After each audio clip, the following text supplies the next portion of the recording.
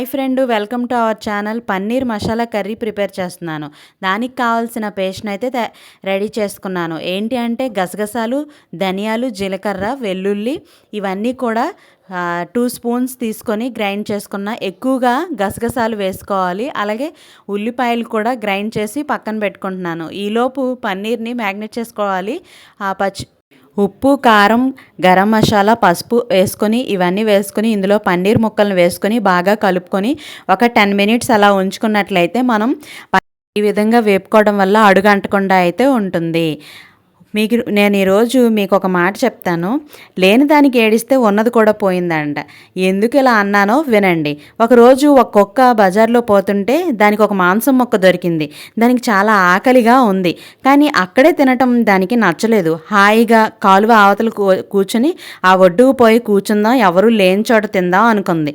కానీ కాలువ మీద నన్ను చిన్న వంతెన దాటి ఆ అవతల వైపుకు పోతూ ఉండగా నీళ్ళల్లోకి చూసింది. అక్కడ ఒక కుక్క, దాని నోట్లో కూడా మాంసం ముక్క కనిపించింది. అది తన నీడ అని దానికి తెలియలేదు. పన్నీర్ని ఈలోపు ఇలా వేయించుకోవాలి. అబ్బా, ఆ మాంసం ముక్క ఎంత బాగుందో, ఆ ముక్క కూడా నాకు వస్తే నాకు 2 ముక్కలు ఉంటాయి, హాయిగా తినొచ్చు అనుకుంది. నేను గట్టిగా మొరిగితే ఆ కుక్క హడలిపోయి ఆ మాంసాన్ని వదిలేసి పారిపోతుంది అనుకుని బౌబో అని అరిచింది. ఇది మొరిగితే ఆ కుక్క నోరు పెదపలేదు. అప్పుడు ఆ జవాబుగాను ఏమీ మొరగట్లేదేంటి అని చూస్తుంది. కానీ ఒక చప్పుడు మాత్రమే వినిపించింది. అది కుక్క నోట్లోని మాంసం మొక్క నీళ్లలో పడిన చప్పుడు. అప్పుడు అయ్యో, లేని దాన్ని నమ్మి ఉన్నది కూడా పోగొట్టుకున్నానే అని అనుకుంటూ ఏడుస్తూ కూర్చుంది. అందుకే అంటారేమో, లేని దానికి ఏడిస్తే ఉన్నది కూడా పోయింది అని. మనకి ఎంత ఉంటే అంతలోనే సరిపెట్టుకుని పోవాలి. ఇప్పుడు మనం ఈ పేస్ట్ అయితే చేసుకున్నాం కదండి. ఆ పేస్ట్ని ముందు వేయించుకోవాలి. బాగా వేగి అది స్మెల్ వస్తుంది, ఆయిల్ కూడా పైకి తేలుతుంది అన్నప్పుడు మాత్రమే మనం ఆ ఉల్లిపాయ పేస్ట్ కూడా వేయాలి. ఇది బాగా వాసన రావాలి. మొత్తం ఏంటి అంటే అందులో ఉన్న వాటర్ అంతా పోవాలి. ఆ ఉల్లిపాయల పేస్ట్ కూడా వేసిన తర్వాత ఆ 2 బాగా వేగిన తరువాతనే పన్నీర్ ముక్కల్ని వేసుకోవాలి. ఈ పన్నీర్ ముక్కలు వేసి ఒక 2 నిమిషాలు 3 నిమిషాలు మూత పెట్టి తీసుకొని ఆ తరువాత ఉప్పు, కారం, పసుపు వేసి కొంచెం సేపు మగ్గిన తర్వాత మూత పెట్టుకున్నాక వాటర్ పోయాలి. పన్నీర్ వల్ల చాలా బెనిఫిట్స్ అయితే ఉన్నాయండి. ఎముకలకు బలాన్ని ఇస్తుంది. అలాగే కాల్షియంలో కూడా 8% దీని ద్వారా మనకి లభిస్తుంది.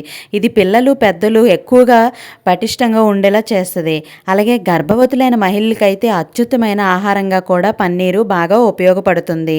పన్నీర్లో ఎక్కువగా ఉండే ప్రోటీన్స్ శాకాహారులకు కూడా శక్తిని ఇస్తాయి.